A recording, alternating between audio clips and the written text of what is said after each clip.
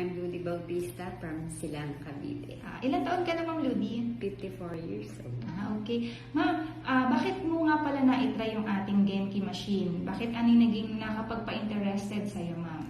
Actually, introduce sa akin ni Ma'am Isay yung machine. Pero kahit pa hindi ko pa siya natatry, parang gusto ko siyang itry kasi alam ko na makakatulong. Kasi lagi naman ako nagpapamasahe, tapos puncture, nagpa-rehab na rin ako. Bakit ka, Ma'am, nagpapa-rehab, acupuncture, tsaka nagpapamassage before? Kasi pag acupuncture, yung circulation talaga ng dugo. Yung rehab ko, nirepair siya ng anak ko kasi nagkaroon ako ng carpal tunnel sa kagawa ng sa likod ko. Opo. Ngayon, Ma'am, yung na-try mo yung ating Genki machine. Actually, before ako pumunta dito, talagang siguro month ko nang iniinda itong nasa shoulder ko at saka sa kamay ko.